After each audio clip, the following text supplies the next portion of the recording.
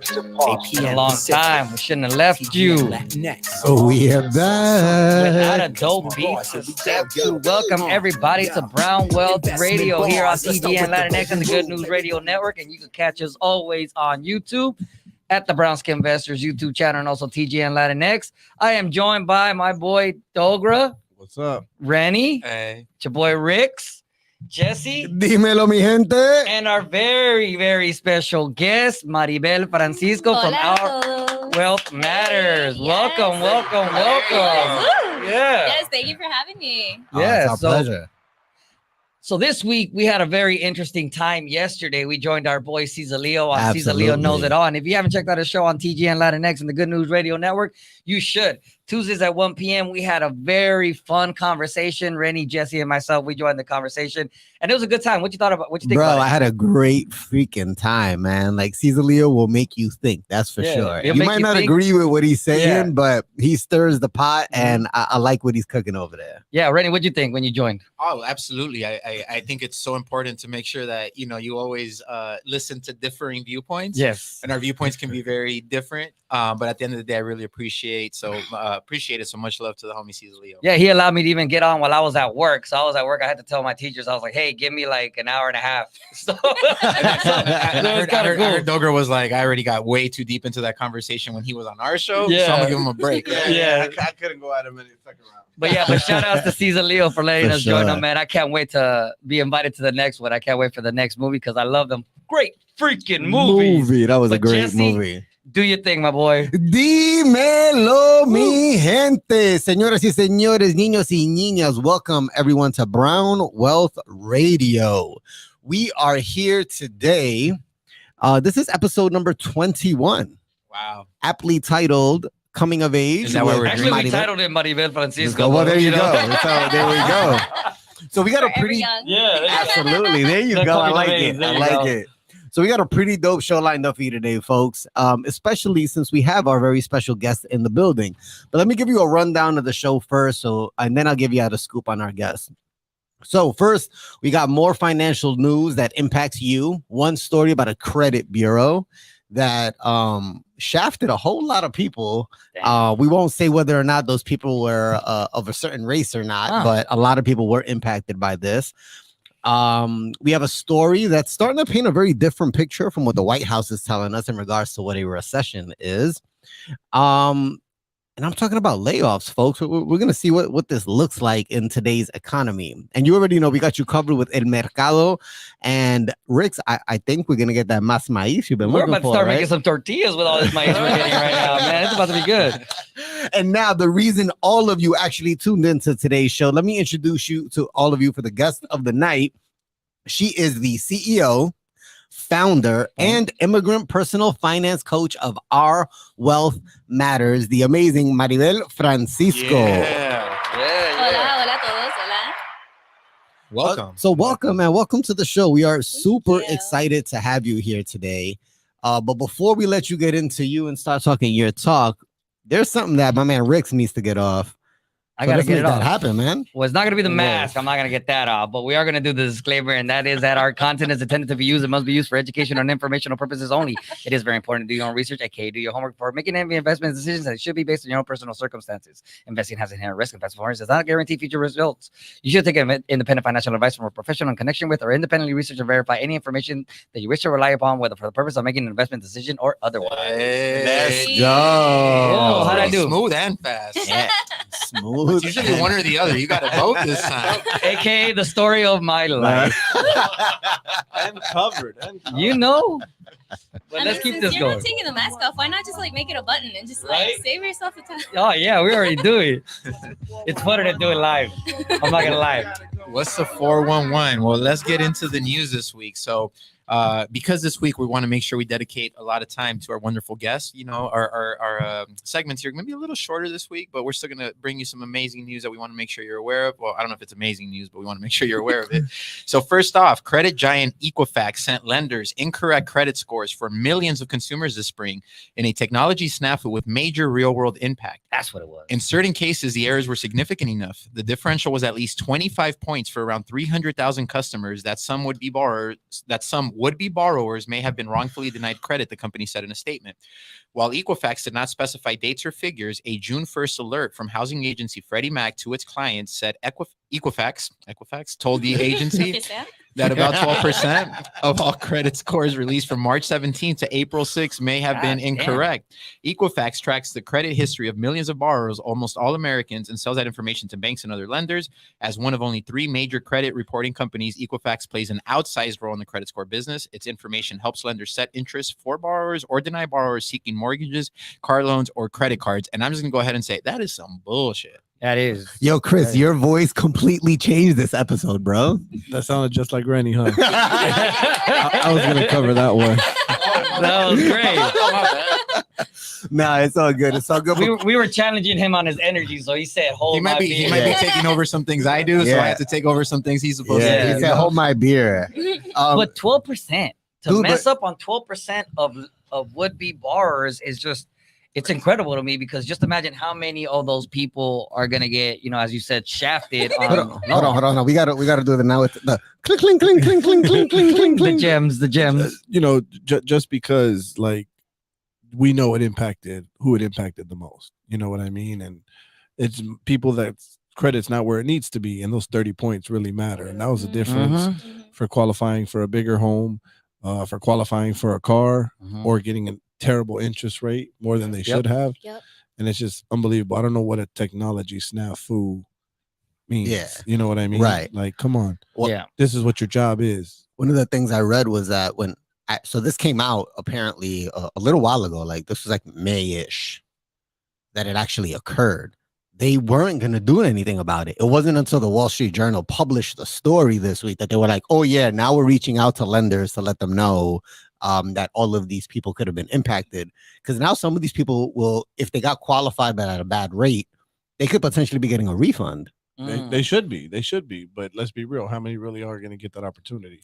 Bueno. Yeah, because that sounds like something you have to be proactive about. Like, you have to know that some issue happened and that, hey, I should go back to, my lender and be like, was I impacted? Right. Yeah. And then go through some paperwork, and some people aren't they're gonna be like, paperwork, I don't got time for that. Exactly. And it just goes to how many people are actually on top of their credit and their scores. And what we talk about is always knowing where you stand. And the piece I would add too is that, when you're going through any kind of credit application, this shit is immediate, like, right? So no one's going to go back and say, oh my God, you were affected by Equifax, we should look at your application again. Like it's done. Yeah. And I don't know about you guys, but I check my credit every day. That's because you got an 850. Right? Yeah, that's right. We know you do. Wait, But we're tired of the picture. Is that Yeah, the my credit score? Yeah, I'm at an 850. He knows how to look up. 846. Oh, It dropped because I opened the Navy Fed card, but like every day I open that Experian app to see where I'm at. Yeah. Every single day I check it. Just like I check my bank statements every day. I got to make sure if somebody's going to get me for something, you got me for that moment. You don't got me for a long time. Yep. Well, who else besides the Wall Street Journal's calling them out? Brown Wealth Radio. That's right. Yep. Let's Right, go. all right, let's keep it going. So, as Jesse mentioned earlier, we've been talking about how like maybe we're not in a recession because the job market is so strong, right? But let's talk about this. So, mass layoffs. First off, let's define it. What exactly is a mass layoff? A mass layoff can be defined when the following occurs: at least 50 employees are laid off within the 30 days or less, resulting in the laid off employees equaling more than 1/3 of the company's workforce. 500 employees are laid off within 30 days or less, no matter how large the company's workforce. And obviously, this can be devastating for both the individuals affected personally and the economy as a whole. But let's talk about a few of them that have happened. And there's so many of them. Netflix, they laid off 150 workers, accounting for about 2% of its workforce. Carvana, they cited a recession in auto sales as the main driver in laying off 2,500 employees. Coinbase, the cryptocurrency exchange platform, announced they would be laying off 18% of its workforce, and they re-signed all those job offers. And then I'm not going to even go through all these numbers because it's too much. Compass, Redfin, Outbrain, Lyft, The Mom Project, OpenSea, Substack, Niantic, Masterclass, Bird, Superhuman, Cameo, Robinhood, Virgin, Peloton, Beachbody. And now today, Walmart announces corporate layoffs. So what does that mean? Who is going to follow next? Well, if the boys in blue are doing it, my assumption would be that maybe the people in red are doing it. No comment. possibly. And again, it's no shade, but it's like if Walmart, I think Walmart is still the largest U.S. retailer, right? Yeah, Yeah. gotta be. If they're laying people off, bro, how is every other retailer not doing so? That's true. I mean, I think it just comes to the massive quantity of people that they either have or whatever. I'm most concerned about Beachbody because now I know the reason as to why I'm looking the way I'm looking right now. 10% of their workforce are no longer able to help me, so I'm a little worried about that. But Beachbody. you know, He's on the roll today. No, but without making too much of, I mean, I know we're making light of the situation, but like, let's be real, like that. I mean, some of these numbers, I didn't even go through them. I mean, I'm seeing 20%, 25% of the workforce laid off. Like that means you got a 1 in 4 chance of getting up one morning, going to work and having to come back home and tell your family that you don't know how you're going to put food on the table. Yeah. Like what a fucked up situation. And what this tells me too, is that as we think about like how the markets have moved in the last couple of years, right? Like everybody wants to shit on like the retail investor, for example. Like these are Fortune 500 companies that maybe got over leveraged, maybe like also got caught up in the hype, and now that affects in the real life. That's a fact. absolutely. That's a fact. Absolutely. When you think about, all right, so now we officially have 2 quarters of negative GDP. Yep. This labor market that they were saying was so fantastic is not going to be this fantastic because, granted, you ran off a bunch of names, but think about all the other companies that are going through this that are never going to make the paper, that we are never going to hear about, that are impacting millions of Americans and small businesses. Small businesses. Like the recession is here, bro. And, that's why I'm glad that we're talking about it today with our guests and with us here, because we got to talk about how our people are going to manage their money. And that's the biggest thing, is understanding how to manage our money in an economy right now where inflation is still going up. In an economy Rates where are you still need, going up. what do you need? What do you need in this economy? Come on. Where's the chemistry? need This some is good- 2 weeks in a row. I You need dollars. I need a dollar. Oh, look at that segue. Oh, my bad. Look at that segue. You're right. Hey, that was good. That was good. I blame it on the maker's mark. Yeah, there you go. Blame it on that. So El Mercado. Episode 21. Yeah, El Mercado. How do we do today? Well, as Jesse spoke to earlier, we had a nice little Green Day, so we got some yeah, by today. 6:35 this morning. I don't even have the headphones, but I feel the vibe. We had a good little Green Day today, my boys. The S&P 500, it went up 63 points to 4,155.17 points. The NASDAQ went up 319.4 points to 12,668. And the Dow Jones went up 416 points to 32,812. So again, there is some, I guess, light at the end of the tunnel. Unfortunately, as we've always spoken to, the market doesn't always match what the economy is doing. So it's just a matter of understanding. If you're investing right now, you're having a couple good days, but obviously that's been after a few bad months. So it is what it is. But again, if you're just tuning in, you are listening to Brownwell Radio here on TGN Latinx and the Good News Radio Network. If you are watching us on YouTube, please hit that like and subscribe. Shout out to the chat real quick. Always give a shout out to the chat. Our boy James is on. James from Whittier. Hey, James. Our boy Matt, Tesla Matt. So shout outs to him. Thank you JMP, for we got a joining fellow us. Whittier person here for you. That's right. Yes, sir. What did Matt say? Whittier, where the girls are prettier? There you go.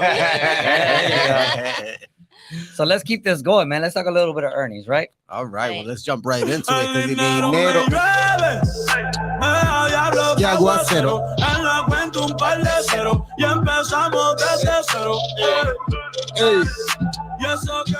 And since Jesse's covering earnings, I get to make myself a drink. There you go.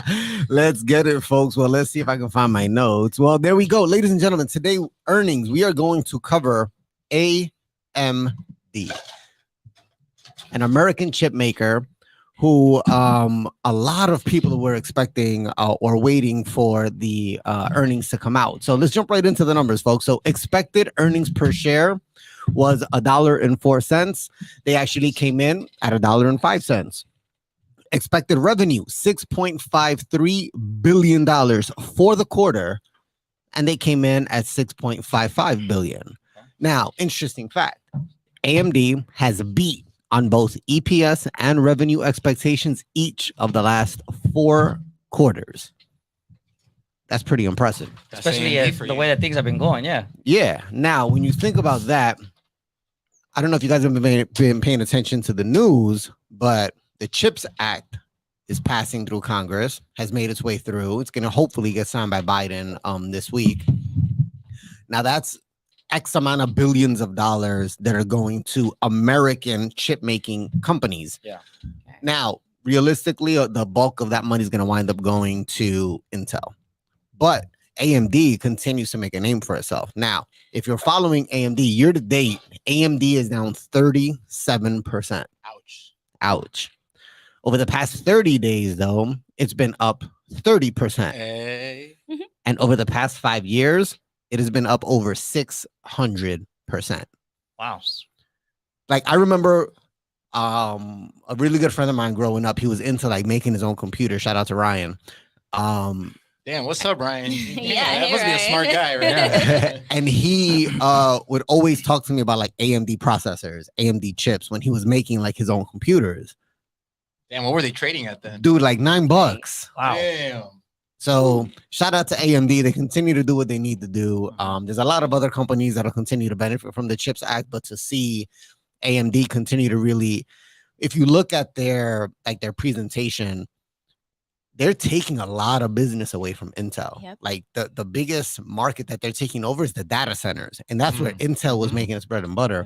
And AMD just keeps chopping away on it, bro. So not investment advice, but if you were looking to look into chips, AMD might be something that you want to do some homework Shout on. out to Lisa Sue. Yep. Facts. Yep. Man, AMD. And what I would tell you, AMD is a great example of why you got to be focused on the long term. Because if you're focused on the long term, there's a lot of people that got into AMD in the single digits. Oh, that's a fact. Yeah. And yes, it goes up and down, but I think this is why, long term wise, like short term, the El Mercado is going to go up and down. It's going to break hearts. It's going to make you happy. But that's why you got to be focused on the long term. Yep. That's right. Well, enough of us talking. We've been running our mouths way too long on this show. So, let's turn it over to Maribel. Why don't you tell our listeners, our viewers, a little bit more about yourself? Right, yeah, let's get it. there you go. Yes. Hi, everyone. So, mi nombre es Maribel Francisco, and I have been helping the immigrant community for the last 10 years as a certified income tax preparer. Hold on a second. You can't just breeze Yeah, over yeah, that. yeah. Thank you. After I graduated college, so for the last 5 years, I've actually worked in LA's entertainment industry with companies such as MGM and NBC Universal is the latest one, managing multi-million-dollar budgets from $200 million to $300 million, based on the latest movies that come out that you guys are seeing in theaters and figuring out how much money they're going to make in every single country except the United States and Canada. Okay. And so I work in those, and those, they're interesting, but they're not like my passion. And then at the end of 2020, I actually went down a rabbit hole, and that's how I found out about personal finance. And that was wonderful because it brought my knowledge in taxes and then my degree in international business. And now I'm able to also put like budgeting information in there that I've learned from corporate America. Sprinkle over my first gen experience. I'm a daughter of immigrants or indigenous immigrants from Michoacán, Mexico. Okay. And be able to offer that to the immigrant community here in the United States, because I feel like there's a bunch of personal information, like personal finance information out there, pero casi nada en español and casi nada for us, the immigrant community. Like, what the fudge, Absolutely. I don't know if you guys allow cussing here. Go Yeah, ham, you know. please. We're radio station. We can say whatever the F we want. Okay. But yeah, No. that's awesome. Just to hear about your road as far as working in corporate America and then taking that to your passion. And I guess I would ask, was it the pandemic that kind of got you in that rabbit hole? Because obviously that's kind of what put the onus on us to start doing what we're doing. So how did it affect you with that? So partially, so I had actually thought about going into corporate America and then going back for my master's in computer science, and I actually did get into the program of master's in computer science. And I had thought about going back full time, but my job was actually very lenient. They were very understanding. Okay. And so I was able to do, as long as you can leave early some days, as long as you could like stay later other days. So I was like, cool. So next thing you know, I'm at that same job for the 3 years. And I'm like, oh shoot, like I really got to figure out this 401k, right? Because I wasn't putting anything in porque I thought I was gonna, need that money for tuition. So I was like, I'm gonna take it out anyway. I'm gonna need that for tuition. There's gonna be no income. 3 years later at that same job, I'm just like, yo, we need to figure out this 401k. Because And that was 2020 around the pandemic time, and I was becoming like really miserable with the master's in computer science. And when I found personal finance, I just found myself like, quiero aprender más. I want to learn more. I want to learn more. Like, what's next? What's next? Yeah. And then I was like, oh my gosh, I really like this. Mhm. And then especially when I looked back, and then I was like, I wanted to put this information out there first, bilingual, inglés y español, because I saw a lot of Latin creators, pero casi nadie estaba haciendo en español. If it wasn't Spanish, it was for Latin America or Spain. Okay. It wasn't anything dedicated to the USA. You know, we got the 401ks, the IRAs. That's not the same in every single country. That's a fact. Pero Yeah. después, I was like, I felt guilty because I was like, how am I going to be spreading this information? We can all invest. But what about the immigrants? What about my family members who still have ITINs? Yeah. So I went down a specific rabbit hole trying to find this information. That's when I found out that people with ITINs can actually have a bank account. Oh. They can actually start their own business and legally make money as a freelancer, as a contractor. Mhm. And so they can buy a house, they can buy a car, they can apply for loans and get these loans for a house or a car. And they can also invest their money. So I was like, I was mind blown. And I was like, you know, maybe it's just me. Maybe it's just me who doesn't know. But I wasn't seeing anybody talking about ITINs or undocumented wealth like openly. Mhm. And that's where I was like, we're gonna fucking do it. Yeah. We're just gonna do it. That's awesome. That's awesome. Let me ask you this. And I mean, I feel like maybe I know where it's coming from, but I gotta ask, like, Our Wealth Matters. How did that walk us through? How did that happen? So at first it was gonna be called Our Money Matters, but that already existed. Our Wealth Matters actually has a double meaning. So first of all, it's Our Wealth Matters, nuestro dinero cuenta, like it matters, but also matters of wealth, like Yeah. topics of wealth. Okay. And just so you know, that's my wife right there, Monica. She's saying Spanglish for the win because that's how she talks. That's how she talks. She's all Spanglish. So shout outs to the wifey. So because I had you know, I know we obviously connected, you know, in the last couple of weeks, whatever that might be. But I had seen your content come up, and you know, obviously we went with Brown Wealth Matters, Our Wealth Matters. I Like I saw felt like that. there was I saw that. synergy there right away, you Yeah. know, because you know, and as you're talking about you know, a lot of the reason for why you're doing what you're doing, there's a question I have to ask you. And I know we gave you a few other questions we're going to talk about later, but the one that came to mind as you were talking to me is like, what's been the biggest challenge for you? Not in terms of like maybe externally as far as like your audience, but more so like the immigrants you're trying to help. Like what has been the biggest challenge for you? So it's getting the information out there, right? A lot of the immigrant community is probably older, and they're probably hanging out on Facebook.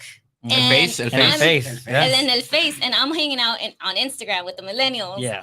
And I was gonna try to make that change, but instead I do have a Facebook page, Okay. but I hang out mostly on Instagram. So the connection there is English content that goes out, and the next day it comes out in Spanish. There Ah. are some people who have literally created their parents' Instagram accounts so that they can follow me, so that they Wow. can send them my Yeah. information the next day. okay. Fantastic. And so my thing is like, I feel more comfortable, like puedo hablar español bien, but like in interviews I get like tripped up.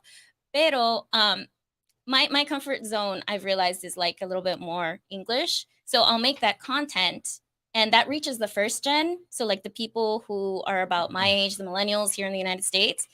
And then my hope is that then it's a trickle down effect where they send the Spanish information to their parents the next day, and Wow. thereby getting them. So I know I'm not like directly probably reaching the exact immigrants that I want. Yeah. But I know that I'm in the immigrant like sphere and space. Yeah. Well, I kind of like the thought that comes to me. I don't know if you guys feel this way, but I kind of just wish there was someone like you that could have made that impact on my parents. Absolutely. Yeah. And Yeah. that's In where those- I'm just like, you know, here I'm getting you guys millennials, but send me your parents. Yeah, right. Send them to me. And I Yeah. think that's where I find it hard, right? Because they're probably hanging out in their face, and I'm over here on Instagram. It's Yeah. just like, guys, I know it's like a completely different platform, but just like, Yeah. I mean, it's owned by the same company. It's well, but not when I started.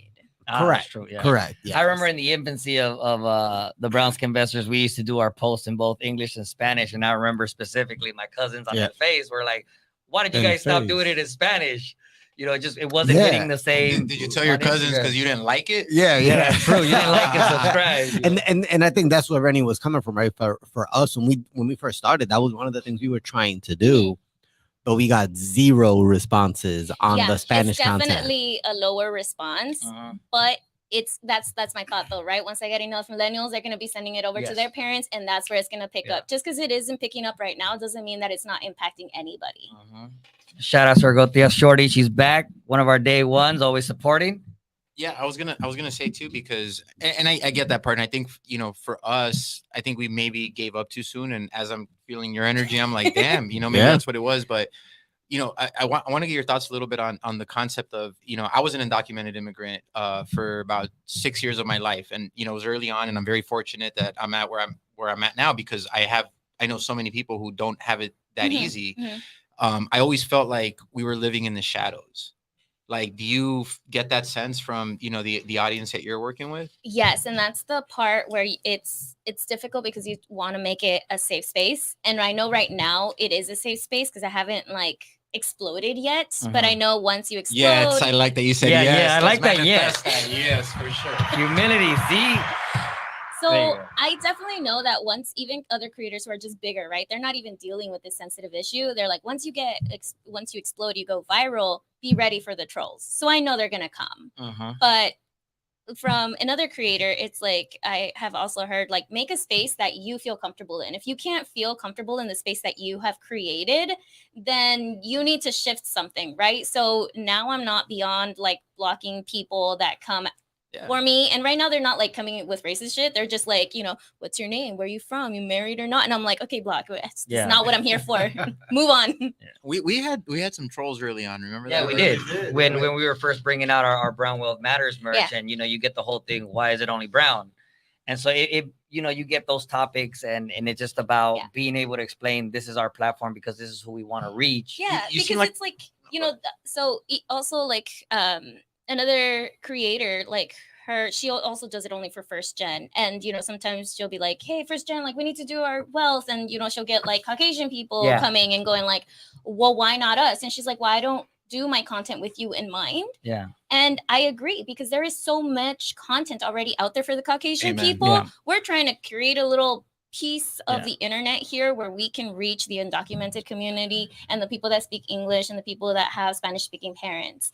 And that's not all immigrants all at once, but And with that, we're gonna go ahead into our commercial break and come back with a lot See you in 3 more minutes. fire. Yeah. There you go. all at once, but And with that, we're gonna go ahead into our commercial break and come back with a lot. Hey, Michael, that's a dope ass shirt. What is that? You know what it is. I only rock the flyest gear, and the flyest gear can be found with TGN Radio.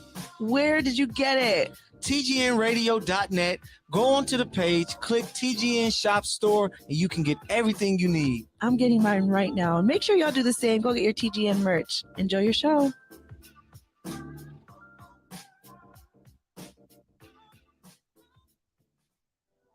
Hey, my name is Jasmine Sweets, and I'm so excited to be bringing you The Sweet Spot on TGN Vibes, Good Vibes, and R&B. Playing the old school, new school, and in between. I'm coming to you this summer. Stay tuned.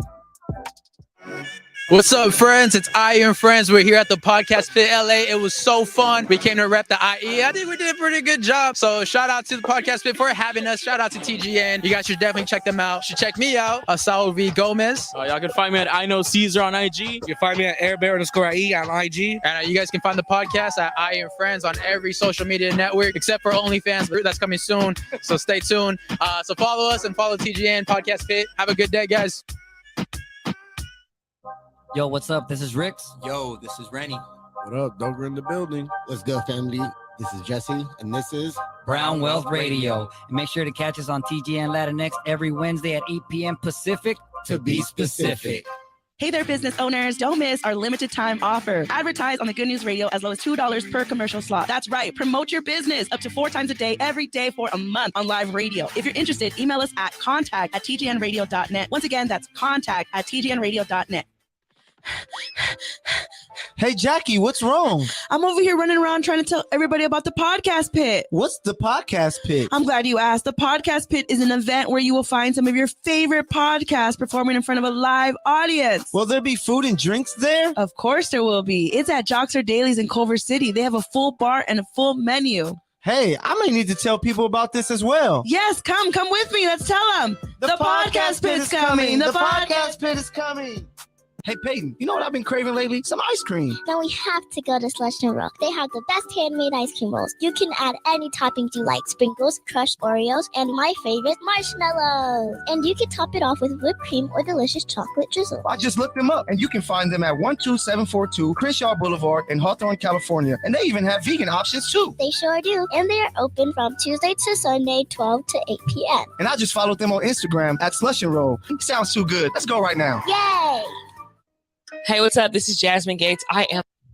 That is facts to my girl Tia Shorty, my boy Reddy and Maribel right now. Like the frijoles, we're on fire right now. Can I just tell you why? I left the house today, and like for the first time in like 6 months, I didn't take my water bottle with me. So I was feeling dehydrated, bro. So like in the last hour before, like while I was waiting for you guys to get here, I think I chugged down like 2-3 waters quick, and I've been drinking. You know, nature called. Bro. Yeah. All right. Well, to everybody that is here and everybody that's running back, welcome back. We are Brown Wealth Radio here on TGN Latinx and the Good News Radio Network, along with YouTube. It's your boy Rix, along with the whole squad out here. Let's get it. And very special guest Maribel Francisco. Hey guys. As always, you can follow us on social media at the Brown Skin Investors. Plus, use the link in our bio to purchase our Brown Wealth Matters stock market course and webinar series, and the Brown Wealth Matters merch and more. On top of that, this Monday, August 15th, we will be presenting ourselves at the podcast pit. And if you've heard the station, the podcast pit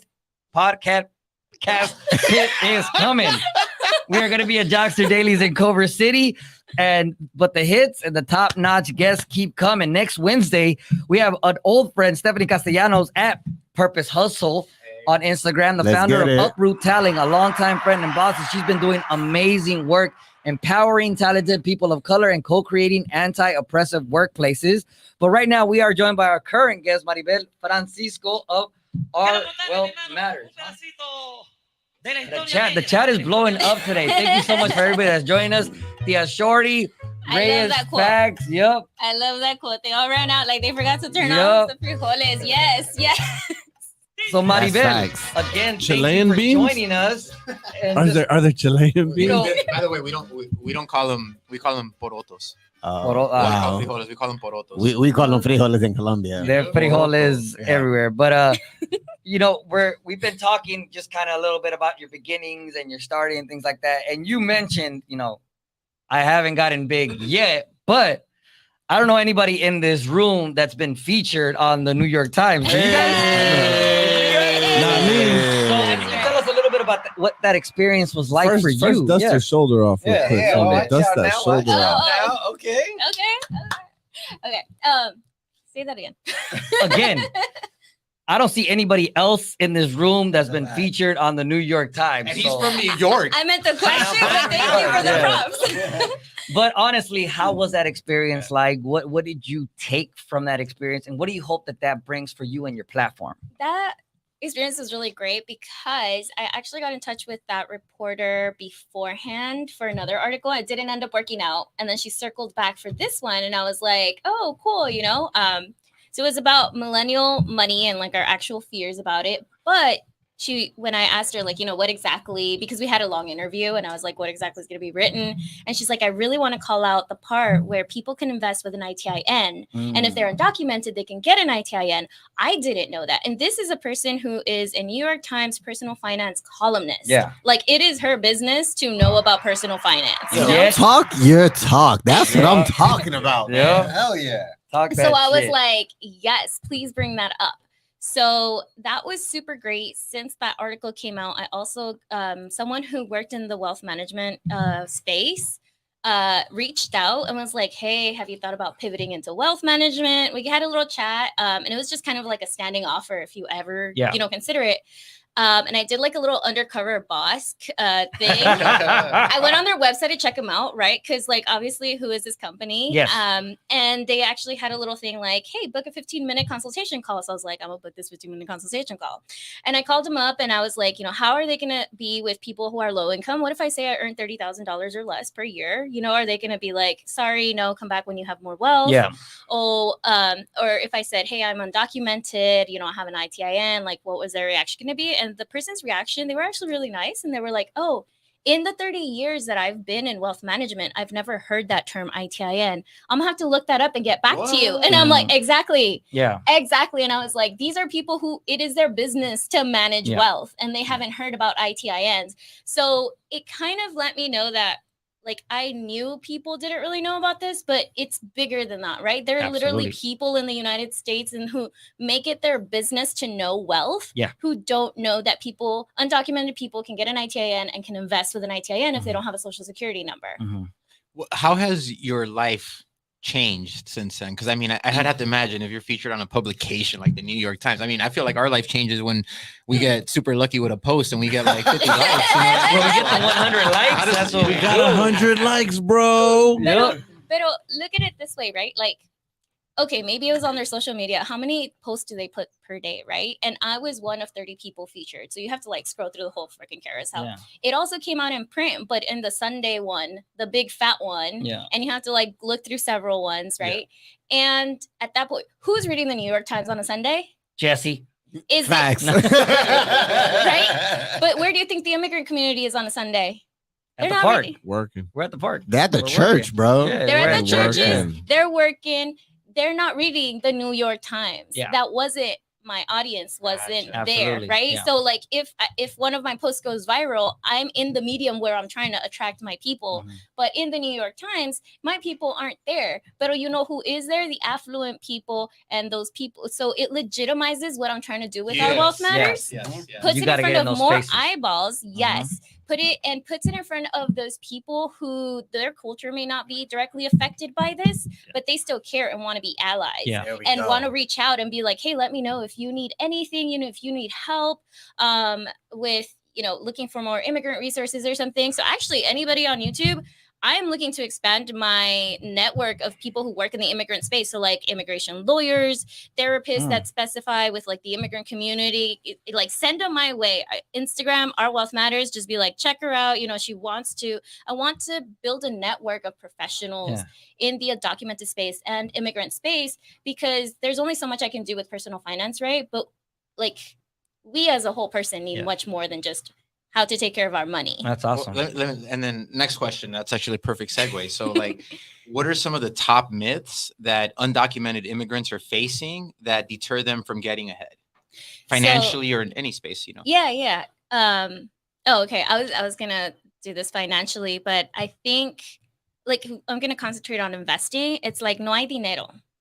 And we do not have to be rich to start investing, you guys. Like the minimum, if you use Fidelity, which I like using Fidelity, I've used it myself, and that's who I recommend for the people when I coach them. There are actually 2 other brokerages that I also know who take ITINs, and there might be others, but like also not every single brokerage company takes ITINs. Would you mind sharing them? Yeah, so it's Fidelity, Charles Schwab, and TD Ameritrade. Okay. Shout out to Fidelity. Shout outs to them. Sir. Yes. Providing access. They also have a Fidelity 100 promotion going on right now, which means like you contribute $50 and they'll give you $100. So you get play money so you don't have to even put all your money up in stake. I'm just saying. That's a gem right there. That's right. And you don't even have to be a new client. You just have to open a new account. So you can always like open the new account, put $50 in, then transfer it over, and then close that account out. Like, you don't have to keep like that's bars. That's bars right there for everybody. No hay dinero. Is there any others that come to mind? Yes. Okay. So let me see. Scared to lose your money, which I completely get, right? We work too damn hard to lose our money, right? Yeah. But then we also have to understand inflation and it just in the world, we're losing money already just from inflation. So this year, last I saw it was like 6%. What's it at now? We're up to 9. We're up to 9 now. Right. So like we're up 9 on inflation. So we need to try to, counteract that, which in the finance world is like hedge it. There you go. So you need to try to hedge that. And the stock market grows on average 10%, but they usually take it 2 down for inflation. So it goes to like an average 8% long term. Yep. So if you just keep it debajo del colchón or in a cap. There you go. Listen. I'm so glad you said that. Yes. In one of our debajo del colchón. In one of the things we did was we created an investing webinar for people to tune in to learn how to invest. So shameless plug, go ahead and click the link Brown in bio. Wealth Matters. And that's something that Rennie would always talk about, right? Like if you got money under the mattress, and what you say, my man, straight cash, homie. Yeah, straight cash. Yeah, what happens to that straight cash? It loses its value. So what? Yeah. You know. And then it's so much easier to get money and to spend it on whatever, right? When Yep. it's easily accessible. Yeah. Debajo del colchón, it's always there. Discretionary income. She said, I'm kind of reading through. Let's see. There you go. Oh, what happened? Older generation mindset is money is safer in a cundina. Yep. Man, imagine that played that money in the stock. Shout out to the Cundina, though. Yeah, 'cause we've been talking about the Cundina the this last is like couple 2 of weeks, episodes in yeah. a row. Yeah. Wait, so- somebody explain the Cundina to me. All right, so the Cundina, what it is that you get like a group of like, let's say 15, 20 people, just a group. Oh, and then And everybody puts in an amount every week, and one person each week gets it. So Yeah. if you're smart, I just you know pick every the first week, you get that money, and then you jet. I just know every 15 weeks it was happy in the house. They took us somewhere, huh? Shout out to Absolutely. Cesar Leo. We were just Sizzler. talking about Cundinas with him as well. Shout Also out, part shout of out the for TGN sure. Latin And if you're from the Radio East Network. Coast, that's a susu. Nobody knows what it's called a susu other than this guy right here. I Susu. never heard that in my I've life. never heard. You ever heard You Susu? got to come to the East Coast. You got to come I to said New a York. what su? He said a susu. Susu. So let I do want to finish off that Yeah, go question ahead. though. I'm sorry, go ahead. The third thing is that a lot of people believe that you need to have a social security number in order to start investing, and that is not true. And that is the message that I try to difundir with my content to, put out to more people, is that you do not need a social security number. You don't even have to have DACA documents or proper documentation. You could be undocumented and still legally invest in the United States por medio de un ITIN. You just have to look for those companies that accept ITINs, como dijimos hace rato, Fidelity, TD Ameritrade, Charles Schwab. Again, disclaimer, do your own research, make sure this works for you. Do you ever get frustrated by the very audience that you're trying to impact? We do. I We think do. that answers the question. I think she feels how we feel. You But can go ahead, say go it. ahead, We do. Maribel. So right now, not exactly, because again, I'm more reaching those millennials that already know they want to invest. And Okay. so that's why they're following me, right? I haven't reached a lot of the padres and madres going like, but I don't have enough money, y esto y el otro. So not yet, but I'm sure it's coming. Porque igual, like I grew up like that too, right? When my dad got deported, my mom and I ended up living in a car in the streets for a couple of days. Wow. So I'm like, what would have happened if we had a 6-month emergency fund? So even though my goal is always to get someone to invest, I would feel guilty. And I feel like it's my it's my ethical duty to first say we have to start off with an emergency fund, though. You don't just take all your life savings and put that shit in the stock market. That's not what we're here to do. We're here to build wealth, not just like YOLO it all the way. I'm gonna double down on that because I'm probably the riskiest one out of the four of us, right? Would you Very guys much agree? so, yeah. But the one thing I will not touch is that emergency fund. Yeah. So without a doubt, like That's awesome. double down on that. So with you, bringing up the emergency fund, right? There's a lot of different schools of thought on how much people should have. So from what you've seen, what is a reasonable number for people to go after when we talk about an emergency fund? Yeah. So personal finance is always personal, right? So it's up to you. I say when a new client asks me that question, it's like whatever the fuck makes you feel comfortable. Because I'm not gonna be the one going through shit and turmoil. Yeah. When I get into an emergency, it's gonna be you. So what fucking makes you feel comfortable? Is it a year, 2 years? Yes, you're gonna maybe lose some money to inflation, but that shit lets you sleep at night. And the whole point is that you are gonna be able to sleep at night. But if you actually need like a number to go off of, like 3 to 6 months. Why? Because 6 months when you get laid off is the average amount of months that you need in order to get another job. Well, Gem. yes, absolutely, that's a gem. And I want to say one more thing. Why is it that like we can't even talk because Chris just keeps talking? Like he's so active this week. He's saying so much. Hey, I'm just trying to share the mic properly. That's all. No, but I couldn't agree more. It is personal to every person. And I mean, let's get to 3 to 6 months. How about that before we're talking about a year or two? Because a lot of families can't even get to that 3 to 6 months. Living that paycheck to paycheck, I just don't understand how they can sleep at night. That's a fact, man. It's just but for some people, obviously, it is a reality of their life, and especially with how things are and jobs and things like that. So it's a matter of understanding that if you're able to do it, get it done, because it's more important than, like you said, YOLOing and everything like that. Yeah. You were speaking earlier to kind of like what your goal is as far as debunking myths and things like that and helping the community. What would you say is your ultimate goal for what you want your platform to be, what you want your message? What do you want to see as an actual, a quantitative, in real life goal? So I actually want, customers coming back to me and going like, I have created X amount of wealth because of your teachings. And literally I shared in my stories yesterday, and somebody sent me a message that was like, thank you so much for the information. I've taken that information and helped some of my friends with ITINs open up brokerage accounts for infidelity because of your encouraging content. And I'm like, see, it's not even me. It doesn't have to be me personally, like helping these people out. As long as you like, the community helps me difundir esta información, distribute this information to way more eyeballs and way more people.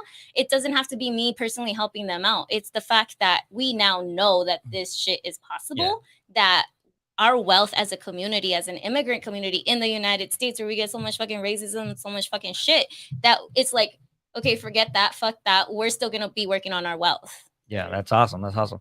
And added on to that, just real quick.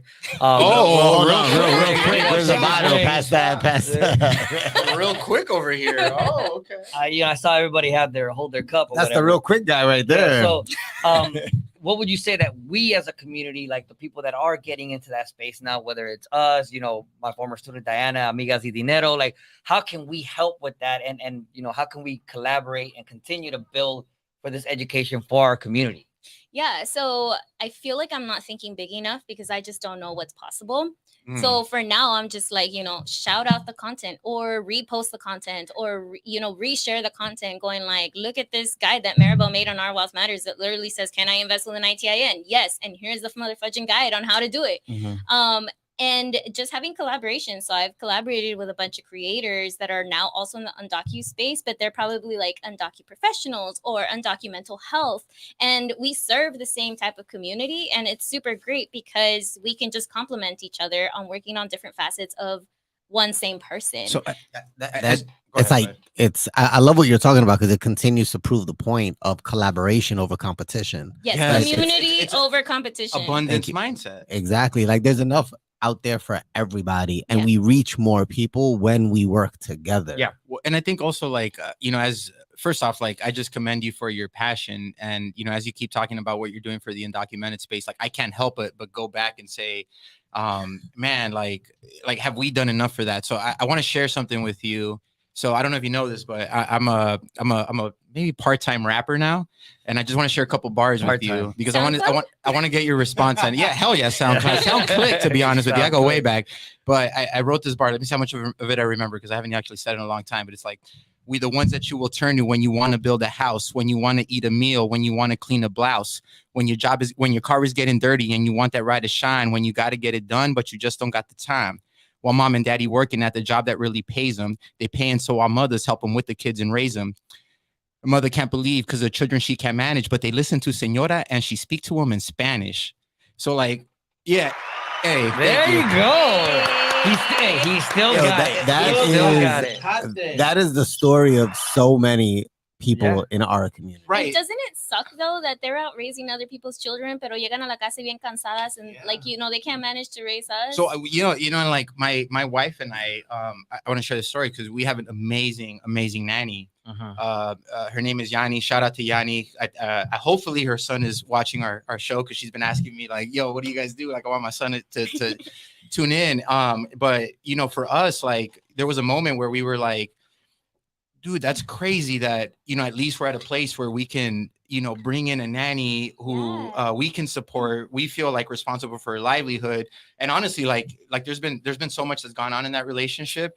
But the reason I mention that is because it's exactly what you were saying, right? Like, why is it that, our mothers are out here raising, Caucasian kids and shout out to them because like the values that they're passing on. It's not just about the trabajo, but it's also about the influence. Like I remember I used to work for the YMCA, and when I worked at the YMCA, we'd have the señoras come in with the Caucasian babies. Yeah. And like real talk, I'm just gonna be real about it. Like those babies that were coming in with the señoras were way better, well behaved than the ones that were coming in with their own parents. Because they strict. Right. So just shout out to you for like just making it such an intentional focus to reach out on that because I'll just share a quick thing. As we were interacting with you, you corrected us on the way that we introduced you. Absolutely. Yes. Right, because we introduced you as an immigrant, and you said you're the daughter of an immigrant. Yes. So, like in my bio, and this is where it's kind of complicated going back. I have like immigrant-money, and then coach. Right. But immigrant is like, I think it's an adjective. Right. Is Principle. it? Really? Adjective of the money, not of me as a coach. So got I it. am not the immigrant. I am the daughter of Right. immigrants. Yeah. I am the first generation born here, pero I cater to the immigrant community in the United States. And that's so dope because obviously our assumption was maybe you're an immigrant too. Like, you know, I'm an immigrant, and I think automatically my mind went there, right? And the fact that you are technically not one, but you have so much passion to help that community, like I'm just gonna call it for what it is. Like I feel like that second generation like needs to step up sometimes to That's do a that. fact. Yeah. So shout out to you again for that. Yeah. Yeah. You know? Shout out Thank you. for that. Just to kind of segue a little bit, you know, I'm really into the taxes. I've been learning a lot about taxes. You know, I find it very interesting how we don't learn this and how so much of this information isn't taught to people of color. Yeah, we need to have a life skills. You know, they don't teach us how to change a tire. I heard they used to do that back in the day, but now they Yeah. don't. And I'm like, I need to learn how to like change a tire, you know, That's real. and do like savings accounts and shit. Definitely, like this is stuff we should know. But I'm sure you've helped plenty of people who are undocumented that do have an ITN with taxes and things like that. Do you have any like real life examples, success stories where you know you've helped people in that situation? Success is different for everybody, right? Pero like I think one of the things that we can all relate with is there's some people like waiting for. I'm just gonna talk about refund checks, ¿verdad? There are some people that are like their emergency fund is their refund check. Yeah. That's how they're gonna pay off their debts for the whole year. Pero then they want to also go exempt and not pay no taxes and then expect to get a refund at the end of the year. And it's like, all right, ¿Cuál quieres? yeah, it's like, let's run through this math. And if you don't understand taxes, you're like, okay, what the fuck's wrong with that, right? Like, I just want to keep more of my money. Pero la cosa es que if you pay taxes throughout the year, le estás metiendo dinero a un cochinito, right? Like your piggy bank. And if at the end of the year you've paid more in taxes than you were supposed to, that is what turns into your refund. Pero si no le metiste nada al cochinito, where the fudge is money supposed to come from? Now It's a you little have a cochinito tax then. bill. Yeah. Well, no, now sometimes you have a tax No, bill you and gotta people then you are gotta like, feed the no cochinito. yeah. You have to Yeah. feed the cochinito. Same thing with Social Security. Some people have their own businesses and they're like, I put so much in deduction so I don't have to pay any taxes. Literally, this is what somebody once told me. Actually, one of my personal finance, she's not a client. So, Okay. pero she was like, I have my own business. And, you know, I learned this from my amiga that, you know, I have my own business, but I've never done taxes. And I was like, because I told her, yeah, you can invest with an ITIN. She's like, I don't have an ITIN. I was like, but you've had this business for several years. Like, have you not done your taxes? And she's like, no, I don't do taxes because I put so much in. I do so much in expenses. I learned that from my amiga, so I don't have to pay taxes. Oh. And I'm like, okay, well, with an ITIN, you're never really going to qualify for Social Security, like benefits, unless you then go through a naturalization process. So you don't have to worry there. Pero, like, then if you ever do, you know, naturalize and get a proper Social Security number, you're not going to have anything there because it's based, like, you get créditos, like credits based on how much hours you work or how much revenue you make throughout a year. So it doesn't matter if you work that whole year, but you put so much in deductions, those credits get wiped out. And now that doesn't benefit you at all when you're trying to retire, if Social Security is even going to be like a thing. And I just gotta shout you out for the fact that you do a fantastic job of speaking in Spanglish. Like, there's like this unspoken like tug of war that happens in our community of people who, you know, maybe we're not Latino enough for the Latino community, but we're also not American enough for the American. All right, community. Selena. Chill, Selena's dad. All right, Selena's dad. Yeah, that's facts though. Chill. But to have the Spanglish in there, I think resonates with our demographic. Yeah, you got to put that last quote real quick by our girl Tia Shorty. She just said that, a side note, just a shout out to you. Her daughter's name is Maribel, and she's glad that she could show her that a first gen Maribel is doing big things, and now a second gen Maribel is gonna be doing these things. Will do. Well, she's gonna. Yeah, she's gonna. Yeah. Can I ask you about that? So one of the things that my wife has done for me is she's really introduced the concept of like manifesting and just being positive and bringing, you know, positive thoughts and affirmations into the strategy. And I'll be honest, like that is not who I am as a person. I'm the pessimist. I'm the person who wants to be practical and pragmatic all the time. Does that like, you know, influence you a little bit? I'm a realist, so I will probably think about like what's the worst case scenario, but to plan for that worst case scenario, right? And like shit ain't gonna about like what's the contingency plan? Pero Since things have been started happening with Our Wealth Matters, I'm like, I believe in you just put it out into the world. And sometimes the world is just going to be like, okay, girl, there's now been 2 podcasts that I've been on with other like female creators that I saw when I was first starting off, like just as a follower, that I was like, damn, like, I wonder if I could like ever be on that. And like, I've been on it, you know? And I was like, this year, I was like, I kind of want to be in a newspaper. And I was like, New York Times, LA Times. And I was like, that's too big. No, okay, let's think small. Like, I don't know, maybe a magazine or something. And now the New York Times came out. Yeah. And there's actually going to be another article coming out this month for another feature. Yeah. That's There you specifically go. Talk that talk. Talk that talk. Make sure we know about it. So we gotta plug that in there. Yeah. Dust your shoulders off again, bro. Pero I wanted to go back to the language thing. So you were saying Spanglish resonates, and I feel like that's great that's how you know we're from the culture, right? Like you're from the culture and you're for the culture. That's not anything you're gonna get with someone from outside of the culture. Not saying that they're not good for us or anything, you know. Pero la cosa es que I'm actually not seen as Mexican enough because my family is indígena, son purépecha. They speak a dialect, and I can maybe understand some, pero no lo hablo bien. Yeah. So as soon as I come into the pueblo, if anybody says to me something and I'm like, kurandizum, that just means I don't understand, and they don't believe me because I have such good pronunciation that they say something else to me, and I'm like, kurandizum, and they're like, oh, it's to me, which I still don't exactly know what that means.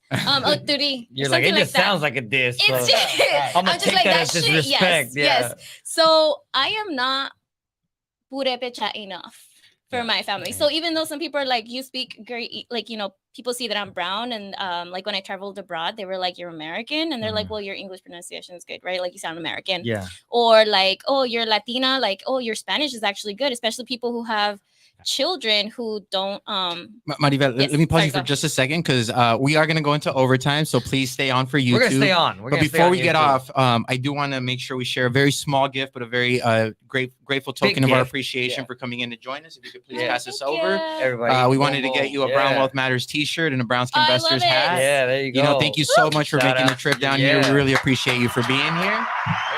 Yeah, we're going to keep it going. So if you are on the app, switch over to YouTube, because we can sure use the views, and make sure you like and subscribe. But we're gonna keep this going because this is a fun Rick conversation. Might even take his mask off. Absolutely.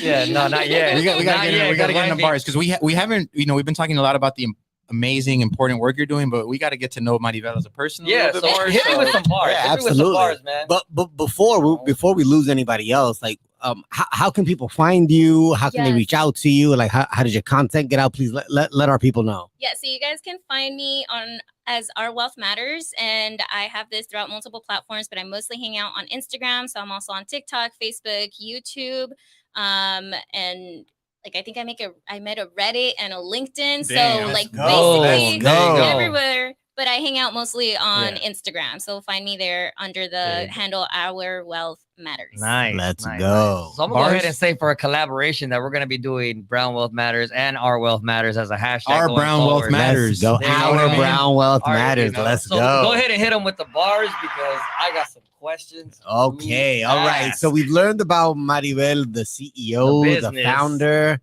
Now we gotta find out about her music taste. Yeah, we gotta find out what's good. Like $2 million. I don't hear it. Same building today, it's worth $25 million. Guess how I'm feeling. Dumbo. Yeah. So Maribel, we usually have this bar segment where we talk about hip hop in general. We talk about either bars or songs or Mount Rushmores and things like that. But we want to ask you, what's your favorite type of music? What do you listen to? We were speaking about it earlier. What do you listen to when you're in the car, when you're cleaning, when you're cooking the frijoles? When you're talking about that shmoney? Yeah, exactly. So, reggaeton and banda. Okay, so for the reggaeton, are you like the new school, like the Bad Bunny, or are you the old school, like Wisin and Yandel? Yes, Rakim Yes. Angelina, all them. Okay. The old school. And then you're old school. You can. That was like 90s. Yeah. not even. That was 2000s. Yeah, and you're talking banda, and you said that you're from Michoacan, so I'm guessing you like that old school banda type, like. Well, where my family is from, they listen to Pirecua, so not banda at all. Okay. It's like again, I'm like completely like. What part of Michoacan are you? Person. What part of Michoacan is your family from? From La Zarzamora Municipio de los Reyes. So it doesn't even, it's not even its own like city. Yeah. It's like a So piece of let me city. share this. So I don't remember. I think I shared with you. I grew up in MacArthur Park, and I'd come home all the time. And I'm just gonna be honest here, and you guys can judge me if you want. Like We will. growing I'm up, judging you. We will. I'm not gonna lie. I hated banda. I hated norteñas. That's a all that. surprise. I'm gonna be Look at real my with shocked you. face. Hey, you know that. You Yeah, know yeah, that. I'm yeah, gonna I be real know. with you, but I'm not gonna lie. Like I've come around to it. I'm Chilean.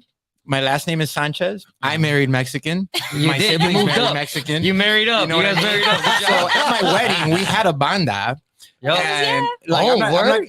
You were there, bro. I I was don't know saying. if you remember, but you were there. I sang there, bro. Actually, I sang with them. That's why it was so great. That's why he doesn't remember. Yeah. So yeah, no, like let me ask you this, like around the banda, like when the banda comes on, like people who get into banda, like the dance floor goes wild. Yes. Like how it, like just walk me through what that experience is like, because you know if that's some of your favorite music, like what does it do to you that makes you want to like get into that space? Because I see people who Or I you never a even viber of I the never even banda? thought could move, and all of a sudden they're doing the banda thing. You know? It's kind of like when Suavemente comes on. Everybody's Okay. just about to get up and move. No, it definitely is. It definitely is. See, for me from the East Coast, Oh, here we Here we go. go. Here we Bro. go. like We need the diverse. I never really heard banda till I came out here. Ah, Like yeah, yeah, you're banda right. was That's was the shit that like people clowned back on the East. I'm not gonna lie, like no disrespect, but it wasn't listened to out there. Like on the East Coast, Yeah. it didn't play. It got zero play on the radio. No, it it makes was sense. merengue, bachata, salsa, reggaeton. Yeah. Puerto Ricans, Because they got to play for their Dominicans, audience. Yeah, they do. Colombians. And if It's you got just- lucky, like maybe Vicente Fernandez Yeah. or his son, Okay. that was the like, okay. climax. So, Nice. so with that said, what else do you do in your free time when you're not thinking about how to like impact, you know, generational wealth? And, Yeah, you know, exactly. you're not gonna like Or when you're not coming out focused on featured that in- important in type of stuff. Like, newspapers. what else are you doing to like, you know, just make sure that you know you don't lose your you know you're sane and that you're like a Yeah. regular person to an Yeah, extent. yeah. Like, So, based on like the pay yourself first method right now, like Hey. I use any money. Any money left over, I just take as fun money, right? And again, you can do it with it whatever you want, whether it's donating it to friends GoFundMe or taking it out. So if friends want to go out and there's money in there, I'm gonna go out. So what was some stuff that we just did? Some cousins came in from out of town and I was like, you guys want to go to the museum? We went to like the Natural Science History Museum, which I haven't been there since like, you know, little kid and a field trip. But Grade we went school, to go yeah, that's see real. the dinosaurs, you know? I go like every is that the year. one on La Brea where the tar pits are? Yeah, around that area. Yeah, okay, yeah. okay. Where they also have like the space museum and stuff. So why is it that now I'm gonna go back serious? Right? Like, Oh, here we go. so so one of And the things maybe I watch anime. Okay, continue. All right, all right. Is that there's always this like clash between people who want to take their money seriously and then people who want to live their life.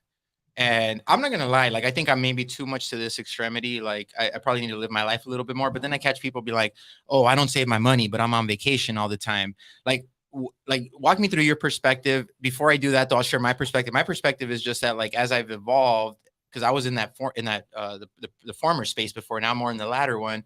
But for me now, it's like why can't I just be financially responsible and then reap the rewards of that to enjoy myself? Like, what's your perspective on that? Because I'm sure that comes up, you know, with your audience, with different people you work with. You know, tell us a little bit more about that. Yeah, so for me, it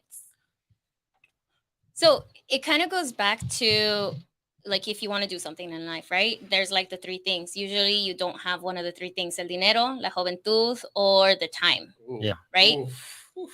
And Yep. there was one time when I got lucky and I had all three of them right after college. And I was supposed to be 1 week in Germany for 50% of my grade. That shit turned into 6 months because I never knew. First of all, I was like, I never you were in knew. Germany Whoa, for whoa, 6 yeah. months? No. Europe. Europe. Europe. Okay, okay. Yeah. Run that back. Okay. Once you're done with that, the train of thought, we're gonna stay here. You gotta tell us a little bit more about 6 Okay. months in Europe, okay? I go on tangents. What was the question? Right. So I Your- feel your like now I've perspective. hit that balance with pay yourself first because I take care of future me through putting money into the 401k, the IRA. So that's future me for retirement. I take care of current me because I do my fixed costs, so like any bills and stuff, and I take care of like little future me, which is like paying off the credit cards, right? Yeah, Make sure that the lights stay on, the food's on the table. Any money left over, you can blow off or, take care of. Like you can either put more towards investing and saving, or you can just be like, fuck it, we about to get drinks and that's it. Like, for 2 weeks, like whatever. So what's your guilty pleasure? Like when you Traveling. know, all right, there we go. So what's your favorite spot? Or what's your dream destination that you haven't been to yet? Oh, I don't have one because my list was to explore the world, and I decided that was too big of a list, so I minimized it to the 7 world wonders. Okay. Okay. I've been to the Taj Mahal. I haven't been I got to that Machu one yet. Picchu. Hey. All right, we got two of the 7, right? I got the Great Wall of China and the Colosseum. I've been to What Chichen are Itza. they again? You know the 7 wonders Bro. of the world? I did at one point. Wait, is the Statue of Liberty still considered one? Because then I got No, 3. no, it's No. And then I've been there too. Yeah. Oh, Hey! Shout out you to my didn't ask folks me in the question, but I NYC. would say that my financial view is YOLO, but for a very long time. So I gotta be Yeah. smart. You know what I mean? Because taking care of future you, those Yeah. retirement plans, YOLO that's to make for sure a you very can long YOLO time. at an older age when Hey. there's no more income coming Hey, through. I'm trying to YOLO at I'm gonna 80. say this: Yes. there's only one life to live. Yeah. But you only live once. Oh. Exactly. Like that's the way I see it, right? It's like, okay, we only have one life. And even if you believe in reincarnation, there's not many of us that actually remember our old lives. Yeah. So live it like it's your last one in the sense of enjoy the motherfucker. Because like, yes, we only have one life, but so let's fucking enjoy it to the max. Exactly. Yeah. So all right. So fellow finfluencer, how did you survive for 6 months in Europe? Okay. For real. I was low income, so first of all, like setting the right. So I got FAFSA in the sense of grants and stuff. And then I also was really good at academics, so I basically made it my job. So I got academic scholarships. Okay. And so I didn't have to take any loans out when I went to college, and I extended for a 5th year because I also took a semester abroad in China. Oh, And wow. so when I came back, I was basically getting paid to go to school based on the financial aid. And so plan con maña, there's I either had to take a short-term study abroad class that went to China or Germany. I had already gone to China, so I chose Germany, and they give you like a small scholarship. So that covered the flights. And by the time I was there, I had some leftover financial aid money. And so I was like, yo no sé cuándo nunca, like I'm going to find myself again in Europe. First of all, I never thought child of immigrants, low income would ever fucking find myself in Europe. And now that I have the chance, fucking like, we're just going to take it. Yo, you are the personification of Making sure. nothing's gonna get in my way, and I'm gonna live what the fuck I want to live. So That's shout right. out to Yeah, you. Shout out to you. Cheers And to her. if Cheers you've to already her. like eclipsed this part of your life, then send this episode to somebody important in Yes, your life that can make make sure an you send impact. that. Because listen to what she just said. She never imagined that this would happen, and she rocked out in Europe for 6 fucking months. Yep. Shout out to you. So Yep. one of the questions that we didn't get to ask you, but we're gonna ask you now. Okay. Imposter syndrome. And here's why I want to ask you about it.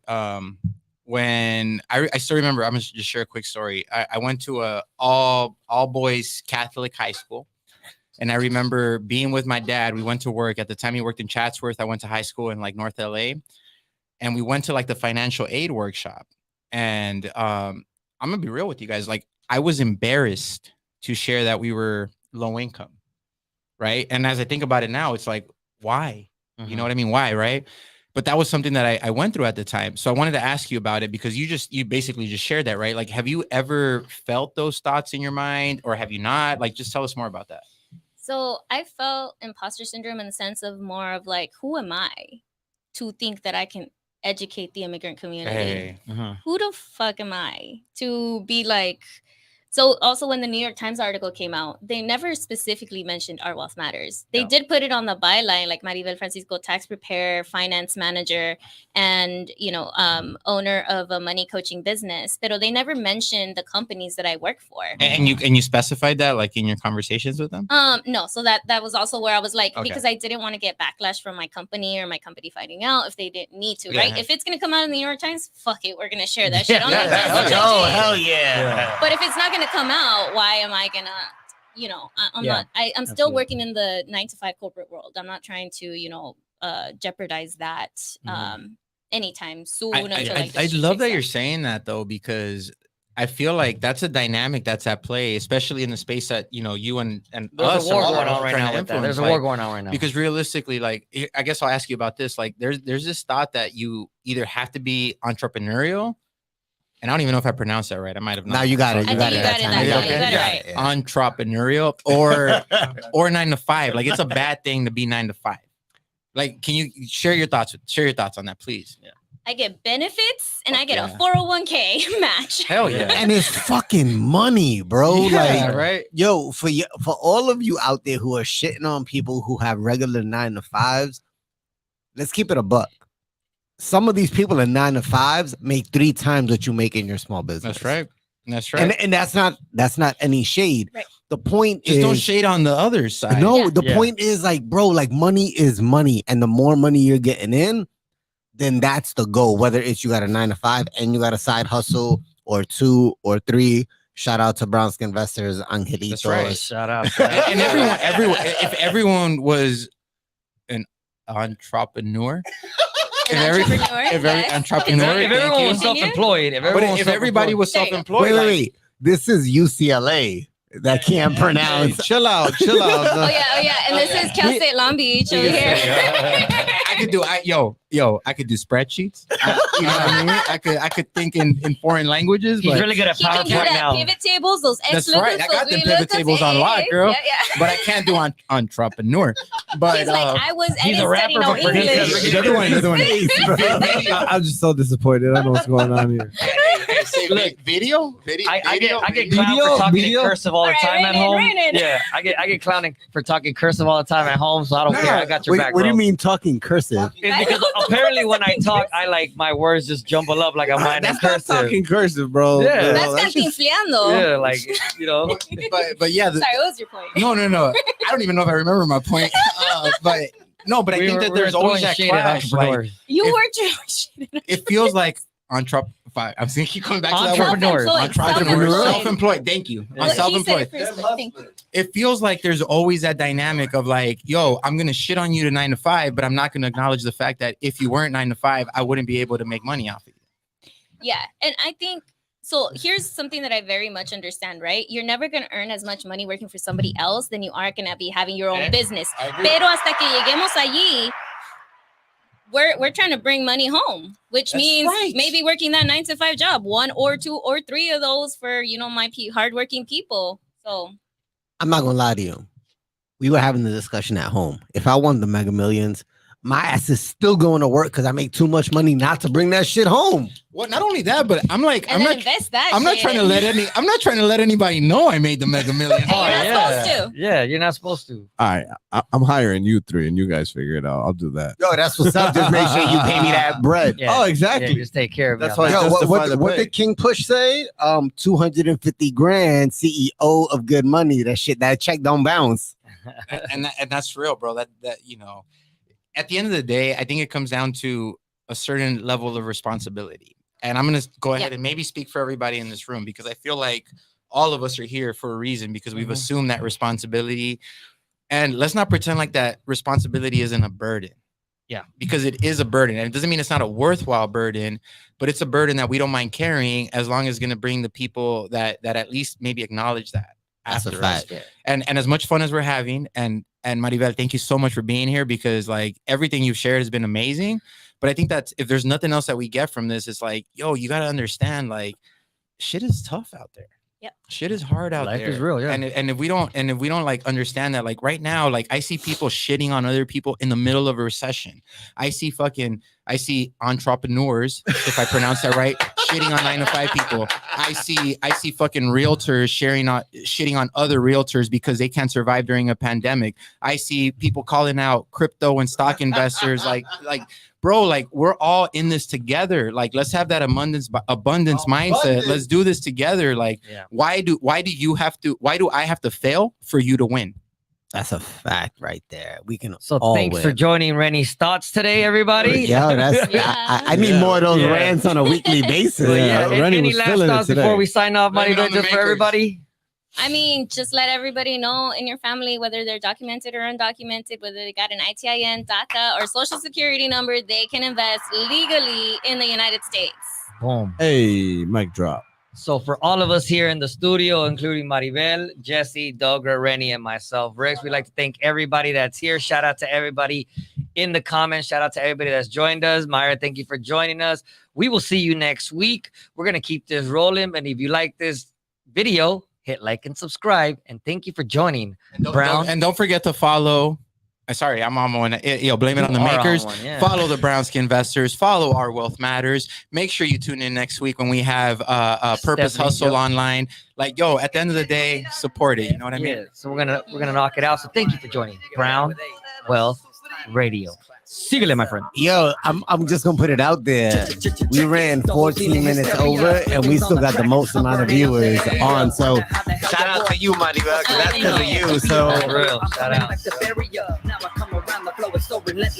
And if you didn't know that, that's him right now. Well, you're hearing in your headphones. That was also a part-time. Well, you gotta plug yourself everywhere, right? I take the crown, and you know I did. Rip the 310. Yo, we'll see y'all next week. Hasta luego, my friend. Thank you for joining us. Yeah, this was fun. This was really